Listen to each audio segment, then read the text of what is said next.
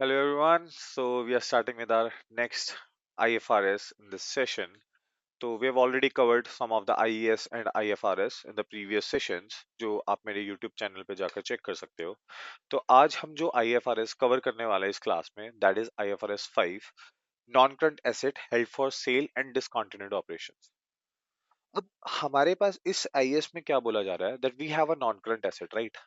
अब उस non current asset को we have changed the tag or change the non-current asset into held for sale, right? और हमने कोई ऑपरेशन को डिसकंटिन्यू कर दिया तो उस केस में हमारे पास क्या होगा. बेसिकली क्या हो रहा है, जैसे for example we have a non current asset, right? हमारे पास कोई नॉन करंट एसेट है, for example plant and machinery है या बिल्डिंग है. अब उसको मैं बिजनेस ऑपरेशंस पर ना मान के मैं ये मान रहा हूँ कि I have put it aside and marked it as held for sale. तो उसका क्राइटेरिया क्या होगा? How can we say that this asset will not be used in my business operation, but इसको मैं अलग से हेल्ड फॉर सेल पर्सपेक्टिव से ही अपने पास बिजनेस में रखूंगा, राइट? तो हमारे पास क्या बोल रहे हैं क्लासिफिकेशन में, अगर देखें तो कोई भी एंटिटी अपने एसेट को क्लासिफाई कर सकती है हेल्ड फॉर सेल अगर उसकी जो कैरिंग अमाउंट है, उसकी जो कैरिंग अमाउंट है वो हम रिकवर करें बाय द सेल ट्रांजेक्शन, बल्कि कॉन्टिन्यूस ऑपरेशन में ना रखे. मतलब क्या हुआ, for example we are a plant और मशीनरी, राइट? मेरे पास एक मशीनरी पड़ी है, उसको मैं यूज करता था फॉर प्रोडक्शन. तो प्रोडक्शन में मेरे पास जो भी गुड्स आते थे उसके बेसिस में मैं उस मशीनरी की कॉस्ट को रियलाइज कर रहा था. I am getting benefit from that economic benefit जो मैं रिसीव कर रहा था उस पर्टिकुलर एसेट को लेकर. वो मैं कैसे रिसीव कर रहा था कि अच्छा ये मेरे पास एसेट है, राइट?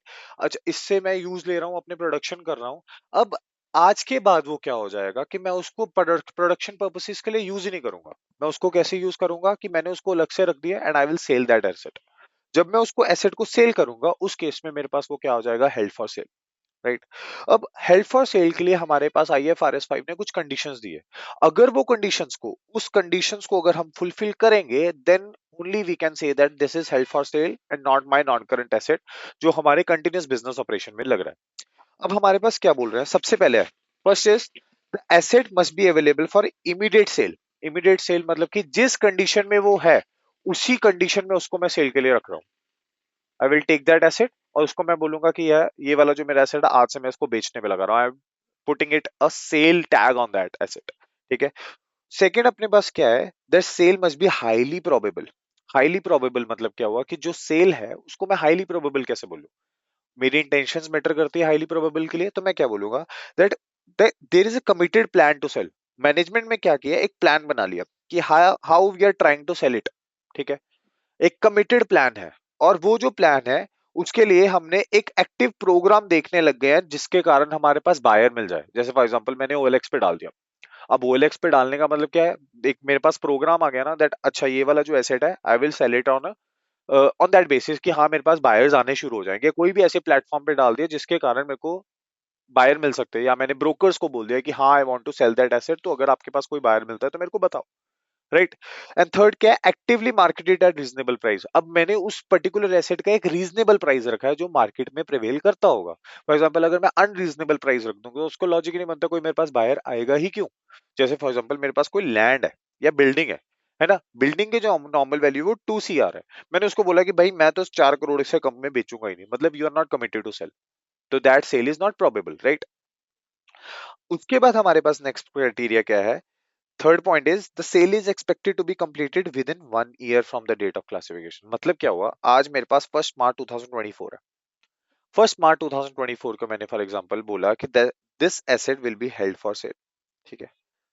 अब नेक्स्ट ईयर मतलब with in 1 year which is 1 मार्च 2024 से लेके 28 फेब 2025 तक, आई एम सेइंग कि अगर ये मेरा है सेल 1 साल के अंदर अंदर हो जाएगा, आई एम कमिटेड कि हाँ ये वाला एक्सपेक्टेड है कि 1 साल के अंदर अंदर मेरी सेल कंप्लीट हो जाएगी, तो उस केस में भी मैं क्या बोलूंगा that yes it is held for cell, right? मेरा कोई ऐसा प्लान नहीं है बिकॉज हमने ऊपर देखा ना कमिटेड प्लान टू सेल. अब इसमें मैं ये बोल नहीं रहा कि हाँ मेरा जो सेल है अब कमिटेड प्लान है that is for more than 1 year. तो अगर more than 1 year that means you can't expect कि वो सेल के लिए पर्पस के लिए हो रहा है. मतलब क्या हुआ है, तुमने डेट ऑफ क्लासिफिकेशन जो रखी है हेल्ड फॉर सेल पे उसके 1 साल बाद के अंदर अगर तुमने उसकी इंटेंशंस है सेल करने की, only then you can say that this particular asset is held for cell.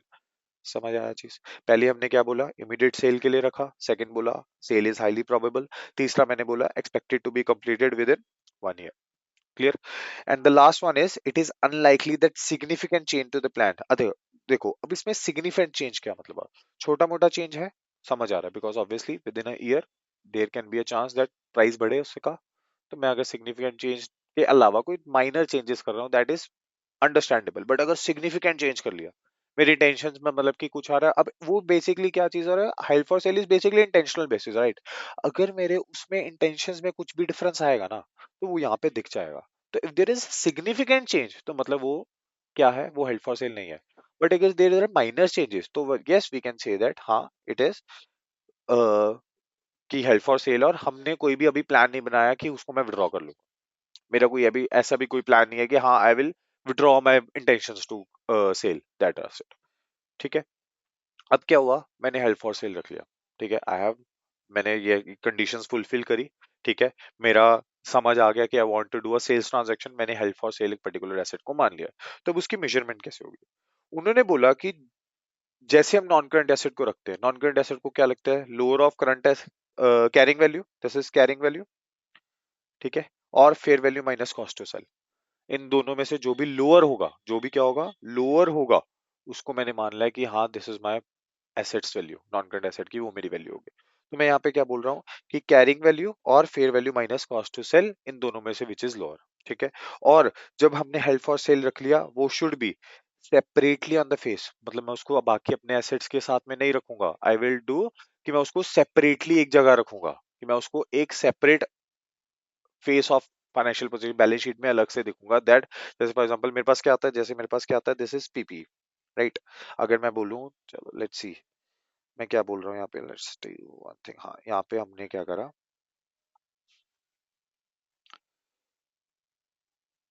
ठीक है, ये मेरा बैलेंस शीट है। ठीक है, this is 2025, this is 2026, right? सबसे पहले क्या आता है, इक्विटी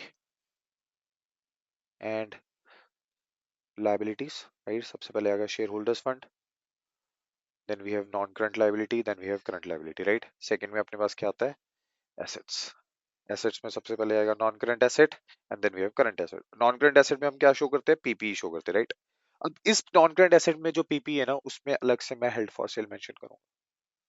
अगर मैंने हेल्ड फॉर सेल माना है, तो उस हेल्ड फॉर सेल में मेरे पास आएगा कौन सा एसेट मैंने माना है, उसको अलग से दिखाना पड़ेगा फाइनेंशियल पोजीशन में, इस पीपी के अंदर उसको इंक्लूड नहीं कर सकता।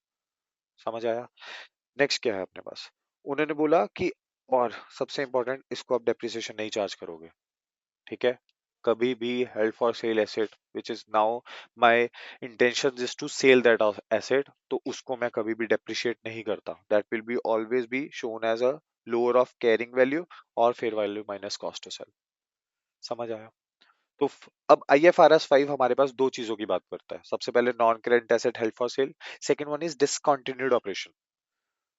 Non current held for sale समझ आया, that we have already covered. अब नेक्स्ट अपने पास क्या आ रहा है, discontinued operation. What do you mean by discontinue? Discontinue मतलब कि हम अब कंटिन्यू नहीं कर रहे ऑपरेशन, मतलब जो अपना रेगुलर बिजनेस है उसका कुछ पार्ट, या वो particular business is now discontinuing, तो उसको मैं क्या बोलूंगा, डिसकंटिन्यूड ऑपरेशन बोलूंगा। तो IFRS 5 क्या बोलते हैं, let's see. A discontinued operation is a component of an entity. It is a component of an entity that has be either be disposed of or is classified as held for sale. मतलब कि मेरा एक component है, ऊपर हम non current asset की बात कर रहे थे, अब मैं ये बोल रहा हूँ कंपोनेंट ऑफ एन बिजनेस है, उसको या तो मैंने डिस्पोज ऑफ करने का सोच लिया या हेल्ड फॉर सेल के लिए रख लिया। ठीक है, डिस्पोज ऑफ का मतलब क्या होता है कि उसके पर्टिकुलर जो एसेट्स है वो मैंने या तो बेच दिए या उसको मैंने निकाल दिया बिजनेस में से, सैल्वेज वैल्यू जो भी कुछ है उसका, या तो मैंने डिस्पोज ऑफ कर दिया या उसको हेल्ड फॉर सेल के लिए रख लिया। तो अब जब भी डिसकंटिन्यूड ऑपरेशन होगा, उसके 3 पॉइंट्स हमने ध्यान रखने हैं हमेशा। फर्स्ट पॉइंट क्या है, represent a major separate line of business. Discontinued operation में भी क्या है, it represent a major line of business और ज्योग्राफिकल एरिया, दो चीजों की बात कर रहा है वो। क्या क्या, पहले तो मेजर लाइन ऑफ बिजनेस क्या होता है? ठीक है, फॉर एग्जांपल अब मैं बोलूं, मेरा एप्पल है, एप्पल कंपनी के पास क्या क्या चीज होती है? पहली अगर बात करूं, आईपॉड्स होते थे, एप्पल आईफोन्स होते थे, ठीक है, उसके बाद मैकबुक है, ठीक है, उसके बाद मैकबुक है, और यही होता है, एयरपॉड्स नहीं थे, चलो हम इस तीन अभी के टाइम पे अगर मैं बोलूँ एयरपॉड्स भी है, राइट। अगर मैं बोलूँ उन्होंने एक अपना मेजर आईपॉड, उनका मेजर लाइन ऑफ बिजनेस था, वो उन्होंने डिसकंटिन्यू कर दिया, आईपॉड अब नहीं मिलते। तो that iPod division is a discontinued operation, ठीक है। सेकंड चीज क्या बोला, अगर जोग्राफिकल एरिया की बात करें, मेरे पास क्या था, फॉर एग्जांपल मेरी जो मार्केट थी, वो मेरी मार्केट जो चलती थी वो कैसे चलती थी, ठीक है। मेरे पास मार्केट जो थी वो थी इंडिया में, मेरी चाइना में, ईरान में, ठीक है, और यूएसए में। ईरान में वॉर आई, मैंने डिसकंटिन्यू कर दी। वॉर लग गई है, कोई भी रीजन हो सकता है, मैंने ईरान में देखा कि प्रॉफिटेबल नहीं है, अभी तो वॉर लगी हुई है, I have discontinued my business over in Iran, तो वो भी क्या हो गया, डिसकंटिन्यूड ऑपरेशन हो गया। Next we have is a part of single coordinated plan to dispose of a separate major line. अब इसमें मैंने करा कि it represent a separate major line of business. Second में वो क्या बोल रहे हैं, एक कोऑर्डिनेटेड प्लान है उसके लिए, कि जिसमें मैं डिस्पोज ऑफ करूंगा एक मेजर लाइन ऑफ बिजनेस और geographical area of operation. Same चीज, बट इसमें now we have a single coordinated plan, कि एक सेपरेट सिंगल कोऑर्डिनेटेड प्लान है मेरे पास, जिसमें मैं उस पर्टिकुलर डिवीजन को, उस पर्टिकुलर ज्योग्राफिकल एरिया को आई विल सेल ऑफ और I will separate, right. And third point is, मैंने कोई सब्सिडरी एक्वायर की है जिसका main purpose is to resell, ठीक है। फॉर एग्जांपल मैंने क्या किया, एक पर्टिकुलर एप्पल है, एप्पल ने एक बिजनेस को बाय कर लिया है और उसका main motive is to sell that to someone else. तो उसके बीच में जो बाइंग और सेलिंग में मेरा जो डिफरेंस आएगा, that will be my profit, और वो मेरा क्या होगा, डिसकंटिन्यूड ऑपरेशन का पार्ट होगा, मतलब दैट इज अ प्रॉफिट, जिसको मैं सेपरेट लिखूंगा। लेकिन अगर मैंने कोई सब्सिडरी एक्वायर किया exclusively, mainly for view to resell, that is a discontinued operation. तीनों पॉइंट्स क्लियर। पहले में हमने क्या देखा, it represent a major line of business, ठीक है, एक separate major line of business है, उसके लिए मैंने एक प्लान बनाया हुआ है, we have a single coordinated plan for that, and it is a subsidiary acquired for exclusively for resell. Clear. अब उन्होंने क्या बोला, अगर इसकी बात देखें, an entity should disclose a single amount. सबसे पहले क्या चीज है, जब डिसकंटिन्यूड ऑपरेशन है उसके लिए मैं एक सिंगल अमाउंट की बात कर रहा हूँ, आई विल नेट एसेट्स। अगर फॉर एग्जांपल मैं बिजनेस की बात कर रहे हैं तो नेट एसेट्स की बात करूंगा, एक single amount on the face of P. अब वो सिंगल अमाउंट में क्या क्या चीजें आएंगी, सिंगल अमाउंट में हमारे पास देखना पड़ेगा ना, कि ये सिंगल अमाउंट जो मैंने statement of P and L में शो करनी है, हेल्ड फॉर सेल हमने कहाँ पे शेयर किया था, बैलेंस ऑफ बैलेंस शीट में, राइट, फाइनेंशियल पोजीशन में। यहाँ पे हम क्या बोल रहे हैं, डिस्कंटिन्यूड ऑपरेशन में पी एंड एल में शो करनी है, तो उसका क्या क्या टोटल होगा। सबसे पहले post tax P and L, जो भी प्रॉफिट एंड लॉस आ रहा है डिस्कंटिन्यूड ऑपरेशन का, कोई भी पोस्ट टैक्स गेन और लॉस जो भी हम मेजरमेंट के टाइम पे करा, ठीक है, तो वो हम ये दोनों चीजें कहाँ पे दिखाएंगे, पी एंड एल में दिखाएंगे। क्या क्या चीजें हैं दोबारा से देखते हैं। First one is post tax profit और लॉस ऑफ डिसकंटिन्यूड ऑपरेशन, वो बिजनेस मेरा चल रहा होगा, उस पे कुछ ना प्रॉफिट या कुछ तो लॉस हुआ होगा। अगर आईपैड की, मैं आईपॉड्स की सेल कर रहा था यहाँ पे, तो कुछ तो उसका प्रॉफिट या लॉस होगा, उसको मिला लो। और जब कोई भी एसेट को मैं फेयर वैल्यू पे लेके आ रहा हूँ, तो उसका कोई प्रॉफिट एंड लॉस है, वो भी पोस्ट टैक्स, उसको दोनों को ऐड करके मैं एक पी&एल में एक सेपरेटली सिंगल अमाउंट शो कर दूंगा, ठीक है। अब उन्होंने क्या बोला, इस there is analysis of the single amount, जो भी हम या तो नोट्स में या statement of P and L में शो कर रहे हैं, उसका एनालिसिस क्या होगा। वो बोल रहे हैं the revenue expenses and the pre tax profit, वही सेम चीज, कि एनालिसिस में हमने क्या देखना है, the revenue expenses and pre tax profit of discontinued operation, जो हमने ऊपर देखा, रेवेन्यू जो भी आया, रिलेटेड इनकम टैक्स एक्सपेंस, ये हमने सिंगल अमाउंट के लिए करना है, और जो भी fair value cost to sell, मतलब यही सेम चीज हम यहाँ पे क्या बोल रहे हैं, इसमें बस एक चीज ऐड हुई है कि इनकम टैक्स एक्सपेंस भी तो होगा, उस पे इनकम टैक्स भी तो लगेगा, वो भी हमने सेपरेटली शो करना है। और कैसे शो करेंगे, ये देखो, ये हमारा कंटिन्यूइंग ऑपरेशन का पी एंड एल गिवन है।